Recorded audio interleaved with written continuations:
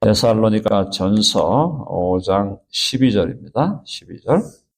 5장 12절로 18절까지 데살로니가 전서 이제 2번 정도 하면 마무리가 될 것 같습니다. 지금 11절에 보면은 10절에 보면은 예수께서 우리를 위하여 죽으사 우리로 하여금 깨어있든지 자든지 자기와 함께 살게 하려 하셨느니라. 24시간 주님과 함께 사는 것, 이것이 우리를 구원하신 목적이고 이 땅에서도 그렇게 살아가기를 추구하고 연습해야 되고, 새하늘과 새 땅에 가더라도 결국은 그리스도와 함께 사는 것이 영생입니다. 영생. 한번 해봅시다. 영생은 주와 함께 사는 것이다. 그러니까 영생의 퀄리티, 영생의 본질은 주와 함께 사는 거고, 영생의 퀀티티는 영원히 사는 거죠. 그러니까 우리가 영생을 얘기할 때 영생에 대해서 영원히 사는 겁니다. 이것만 얘기하면 퀀티티만 얘기한 거예요. 퀀티티. 양에 대해서만 얘기한 거예요. 영생의 본질을 얘기한 게 아니고요. 이해되시죠? 영생이 영원한 생명이다라고만 얘기하면 So what? 영원히 사는데 영원히 사는 그 컨텐트가 뭐냐 말이에요. 영원히 산다는 것의 그 본질이 뭐냐 말이에요. 그거는 주와 함께, 예수님과 함께, 예수님과 하나 되어 연합하여, 그게 영생의 퀄리티예요. 퀄리티. 그러니까 더 중요한 게 그거라니까요. 영원히 사는 것도 물론 중요하죠. 근데 영원히 존재하는데 어떤 퀄리티로, 어떤 내용을 가지고 존재하느냐. 예수님과 하나가 되고 그분과 연합하여 그분과 친밀한 교제를 누리는 거예요. 여러분 아멘 하시죠? 그러니까 영생을 자꾸 퀀티티, 양적인 측면에서만 생각하면은 뭐 오래 사는데 오래 살아도 이렇게 고통스럽게 살 것 같으면, 뭐 이렇게 뭐 스트레스 받으면서 살 것 같으면, 이렇게 힘들게 살 것 같으면 오래 산다는 게 무슨 의미가 있나? 당연한 얘기죠. 오래 살고 영원히 산다는 게 그런 퀀티티적인 얘기로만 하면 안 된다. 그게 본질이 아니에요. 영생은 주와 함께 그래서 이 땅의 시간 속에 살아도, 이 시간 속에 살아도 주와 함께 살면 영생을 사는 겁니다. 그걸 이해하셔야 돼요. 내가 시간 속에 존재해도 예수 그리스도와 하나가 되어 그리스도와 친밀한 교제를 누리고 그분 안에서 기쁨을 누리고 그분 안에서 사명을 발견하고 그분 안에서 용서를 누리고 그분 안에서 힘과 격려를 누리고 그분 안에 있는 행복을 누리고 살면 그게 영생을 사는 거예요. 자꾸 영생 그러니까 뭐 영원히 사는 거 그것이 맞지만 그거는 일부 영생의 10분의 1 정도밖에 얘기 안 한 거예요. 본질을 얘기해라. 영생의 본질은 주님과 함께 친밀한 교통. 그래서 그분 안에 있는 기쁨, 평강, 행복, 또 삶의 의미, 가치, 사명, 목적, 삶 속에 있는 진지함, 성숙함, 품격이 있고 고난 속에서도 절망하지 않고 끝까지 견디고 용서하고 품어주고 삶의 질이 달라지는 거지. 삶이 영원히 지속된다? 영원히 살면 뭐 하겠어요? 질이 엉망인데. 저질로 오래 살아봤자 아무 의미가 없어요. 정말 주님 안에서 질이 다른 삶을 사는 게 영생이다라는 걸 기억하셔야 돼요. 자, 그래서 그렇게 우리가 이제 이 땅을 주와 함께 주와 더불어 살아가는 우리들은 지금 5장 12절 이하에서는 아주 구체적인 실천의 지혜를 알려주는데 12절 형제들아 우리가 너희에게 구하노니 그래서 너희에게 구한다 이 말은 영어로 please라는 말이에요. please. 제발 좀 그렇게 해라 이 말입니다. 어떻게 하냐? 너희 가운데서 수고하고 주 안에서 너희를 다스리며 원하는 자, 이 교회 지도자들이죠. 교회 목회자들입니다.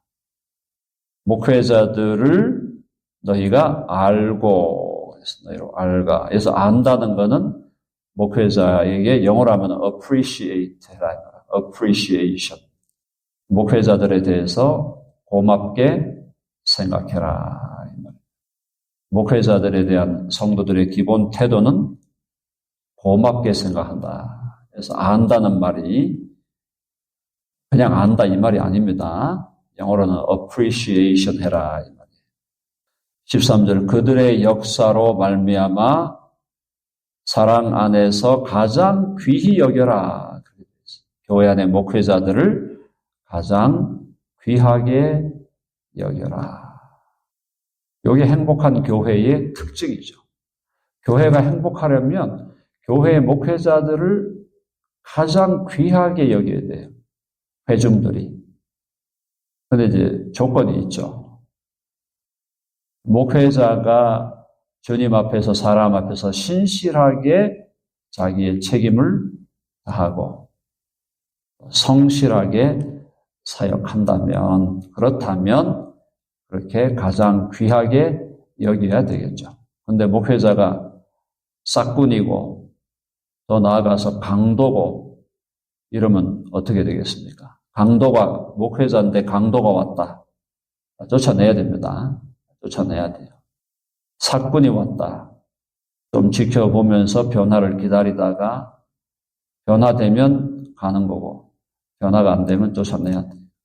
그런데 진실한 목회자가 와서 신실하게 한다면 그렇다면 가장 귀하게 여겨라. 그게 행복한 교회의 특징이고 행복한 교회가 가야 할 길이다 이 말입니다. 그리고 너희끼리 화목하라. 그래서 너희끼리 화목하라. 화목하는 게 쉽지 않죠. 피를 나눈 식구들도 화목하기가 쉽지 않잖아요. 부모 자식 간에 싸우고 형제 자매 간에 싸우고 교회는 인생의 피는 나누지 않았지만 그리스도 안에서 피를 나눴다. 그러니까 우리가 예수 그리스도 안에서 피를 나눈 형제와 자매다라는 것이 그 의식이 분명하면 교회가 화목하게 되는데 나는 예수 그리스도의 피를 나눈 예수님의 내가 지체다라는 생각이 모든 교우들이 뚜렷하면 화목할 수밖에 없어요. 아, 저 사람도 예수님이 저 사람을 위해 죽었구나. 저 형제를 위해 죽었구나. 저 자매를 위해 주님이 죽으셨구나. 이렇게 생각하면 화목할 수밖에 없죠. 근데 교회는 나오는데 예수님으로 인하여 나도 예수님의 지체가 되었다는 생각이 없고 다른 사람도 다른 사람에 대해서도 저 사람이 예수님을 위해 죽었다는 생각이 없으면 화목할 수가 없죠. 화목이 안 되죠. 서로 견해가 다르고 생각이 다르고 입장이 다르고 더 깊이 더 좀 나쁘게 들어가면 이익과 불이익이 달라지는데 절대 화목이 안 되죠. 교회가 화목하려면 모든 지체들이 진정으로 그리스도 안에서 우리 교회에 나오는 모든 지체들이 다 주님이 저 사람을 위해서 죽으셨다라는 생각이 분명하게 지배해야 교회가 화목하게 돌아갈 수가 있다라는 겁니다. 그 다음에 이제 14절 보니까 조금 더 구체적으로 나옵니다. 또 형제들아 너희를 권면하노니 권면한다, encourage 한다 이 말이죠. 권한다 이 말이죠. 게으른 자들을 권계하며 이 권계라는 말은 조금 더 센 말이에요. 좀 한마디로 우리나라 말로 하면 뭐라 그래라 이 말입니다. 게으른 자들을 권계해라. 게으름이라는 것은 그리스도인의 윤리에 있어서는 절대 허용될 수 없는 거죠. 게으르다라는 것은 여러 차원에서 하나님 앞에 불충한 일이고 사람 앞에서 불성실한 일이고 자기 자신 앞에서도 무책임한 일이에요. 게으르다는 건. 하나님이 자기에게 주신 재능과 은사가 있는데 그걸 활용해서 세월을 아껴서 하나님을 위해 살고 다른 사람을 위해 살고 또 교회를 섬기고 해야 되는데 게으르다? 이거 답이 없는 겁니다. 답이 없어요. 우리 여러 성경 구절에서 게으른 자에 대한 하나님의 경고가 엄청나잖아요. 게으른 자들을 권계하며, 이 권계한다는 좀 강하게 얘기하는 겁니다. 책망해라. 책망. 그 다음에 마음이 약한 자들을 격려해라. 용기를 주라는 거죠. 교회 안에 마음이 약한 자들이 있다라는 겁니다. 상대적으로 마음이 좀 강하고 담대한 사람이 있는 반면에 어떤 사람들은 마음이 약한 사람들이 있어요. 마음이 약한 사람들. 쉽게 좌절하고 쉽게 절망하고 쉽게 실망하고 우울증에 빠지고 이런 사람들이 있다는 거죠. 그런 사람들이 있을 때는 그 마음에 격려를 해라. 격려해라. 용기를 줘라. encourage 해라.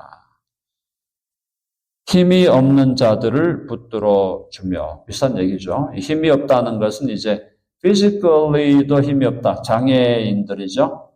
장애인들.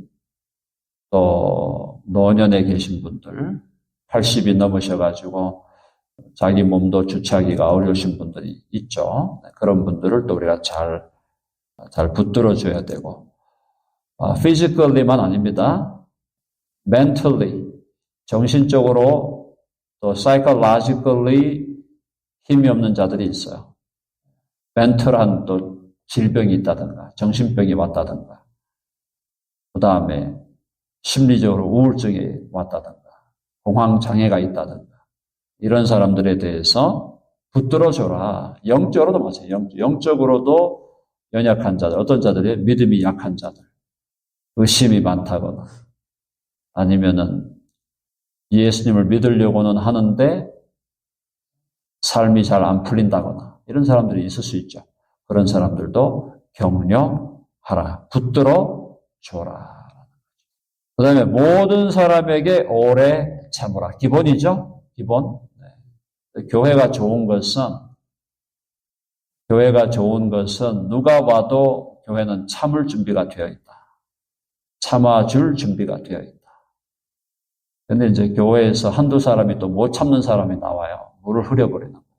다 참고 있는데 교인이 20명, 30명 되는데 다 참고 있어요. 다 참고 있는데 한둘이 못 참아가지고 또 소리를 높이고 잘난 척하고 이러면은 또 분위기가 쎄해진다. 끝까지 잘 참아야 된다. 한번 해보자. 끝까지 잘 참으라. 참는 게 기본입니다. 참는 게 왜 기본인가? 참는 게 하나님의 성품이에요. 하나님은 인류의 역사 10,000년을 참았잖아요. 10,000년 동안 참으셔서 인류의 역사. 10,000년의 인류의 역사를 하나님이 참아오신 것이다. 하나님의 참으심, 인내하심. 누구도 못 따라가죠. 아무리 잘 참아도 몇 년 못 가는데 하나님의 인생에 대해서 그동안 역사 속에 나타났다 사라진 인간이 1,000억이 넘는다 그러잖아요. 1,000억 명의 사람들이 왔다 갔다 했는데 그 인간들이 왔다 갔다 하는 거를 10,000년 동안 인간의 역사 한 성경에서 한 10,000년 보니까 한 10,000년 동안 참으신 거예요. 그 정도도 하나님께는 사실 아무것도 아니지만 하나님이 참으시는 분이기 때문에 우리도 참아야 된다. 참고 기다려라. 참고 기다려라. 왜 참으라고 합니까? 하나님이 참으시는 분이다. 왜 사랑하라 그럽니까? 하나님이 사랑하시는 분이다. 왜 용서하라 그럽니까? 하나님이 용서하시는 분이다. 참는다는 것은 우리 그리스도인의 삶 속에서 매우 기본이다. 근데 계속 이제 이런 얘기를 들으면 와 너무 힘들다 이런 생각이 들 수 있죠. 제가 말씀을 드렸죠. 우리에게 주시는 모든 윤리적인 말씀은 성령의 능력으로만 가능해진다. 우리 힘으로 하라는 게 아니죠. 안 된다는 걸 인정하고 주여 성령님 내게 힘을 주시옵소서. 그렇게 해서 성령님의 힘으로 하셔야 돼요. 성령님의 힘으로. 그러나 본질적으로 우리가 어떻게 살아야 되는가는 알아야겠다는 얘기죠. 자, 그 다음에 15절 상황이 악화됩니다. 악화될 때 어떻게 되는가? 삼가 누가 누구에게든지 악으로 악을 갚지 않게 해라. 이런 일이 일어난다는 거예요. 교회 안에서 말이죠. 교회 안에서 뭐 의도적이든 의도적이지 않든 한 지체가 다른 지체에게 악을 행할 수가 있다는 거예요. 그런 일이 일어납니다. 어떤 지체 A가 지체 B에게 악을 행할 수가 있어요. 뭐 금전상의 손해를 입힌다든가, 또 어디 가서 그 사람 뒷담화하다가 딱 걸린다든가 그런 일이 벌어집니다. 지체 A가 지체 B에게 악을 행하는 결과. 그래서 지체 B는 악을 당하는 때가 온다는 거예요. 지체 A는 악을 행하고 지체 B는 악을 당하는 거예요. 그래서 어떻게 생기냐면 악을 당한 사람이 악이 받치면은 화가 나고 분노가 나고 얼굴 보기 싫으니까 교회 안 나오고 그렇게 되는 거예요. 그런 일이 교회에도 가능하다는 거죠. 자, 삼가 누가 누구에게든지 악으로 악을 갚지 말게 해라. 다른 사람이 나에게 악을 행했다. 그걸 악으로 되갚아주지 말라는. 도리어 악을 행한 자를 용서하고 그 사람이 변화되기를 기다려줘야 된다. 그게 쉽지 않거든요. 말처럼. 나를 무시했다고 생각하고 나를 아주 인간적으로 짓밟았다고 생각하면 그걸 어떻게 견디겠어요. 근데 믿음이 자란다는 것은 내가 악을 당할지라도 그걸 견디고 참고 용서하고 기다려주는 넉넉한 마음을 갖게 되는 겁니다. 누구에게 얘기해도 어떤 판사에게 가더라도 당신이 악을 입은 겁니다. 저 사람이 악을 행한 겁니다. 라고 평가가 날 수 있는 사안이라도 틀림없이 지체 A가 나에게 악을 행한 것임에도 불구하고 내가 성숙한 사람이 되면 악을 행한 그 지체 A를 다시 악으로 갚아주는 게 아니라 선으로 악을 이기게 되는 거예요. 그게 믿음이 성숙한 것의 증거예요. 믿음이 성숙하지 않으면 각종 반응이 나오죠. 아예 악을 악으로 갚아버리든지 아니면 안면 몰수해버린다든지. 교회에 그 사람이 계속 나온다? 나는 안 나올래, 안 갈래. 핑계를 삼아서 교회를 안 나온다든지. 온갖 종류의 다양한 방식으로 반응을 하지만 성숙한 자의 반응은 누가 나에게 악을 행했다? 그냥 당해주는 거예요. 당해주는 거예요. 그게 성숙한 것이지 누가 나한테 악을 행했다고 요거 봐라 하면서 가가지고 원수를 갚으려고 그러고 악을 악으로 갚으려고 하면 안 된다. 이 말입니다. 그거는 믿음의 베이비에 불과하다. 아직까지 자기 자신을 알아야 돼요. 서로 대하든지 모든 사람을 대하든지 항상 선을 따르라. 서로에게 대하든지 모든 사람은 이제 심지어 믿지 않는 자들이죠. 그러니까 예수님을 믿는 사람들, 교회 안에 있는 사람들이든 교회 밖에 있는 사람들이든 항상 선을 추구하라. 선을 추구하라. 이거는 인간이 할 수 없는 일입니다. 인간이 할 수 없어요. 왜냐하면 나한테 손해를 끼치고 나한테 악을 끼치고 나를 다른 사람의 조롱의 대상이 되게 하고 내 인격을 무시하고 모독하고 짓밟고 나를 비인간적으로 대우하고 내 마음을 엄청나게 상하게 하고 아프게 한 인간을 어떻게 그에 대해서 악을 악으로 갚지 않고 악을 선으로 갚느냐. 인간적으로는 불가능한 윤리예요. 그렇기 때문에 성령으로 가능하다.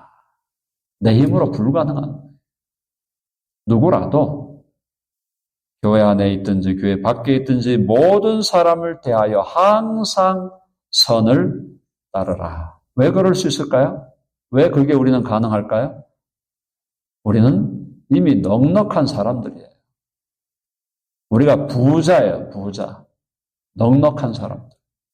달러가 많아서 부자가 아니라 우리가 이 세상의 주인이고 영원히 다가올 영원한 새하늘과 새 땅의 소유주들이기 때문에 우리가 훨씬 여유가 있고 부유하고 훨씬 넉넉한 사람들이에요. 그러니까 항상 선을 추구하라.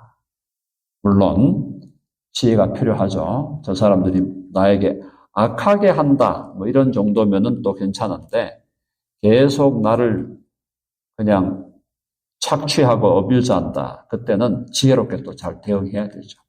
밸런스가 중요한데 어쨌든 하나님 앞에서 우리의 존재가 훨씬 더 넉넉한 부유한 자라는 사실을 계속 우리가 기억해야 될 줄로 믿습니다. 자, 여기까지 오늘 하고요.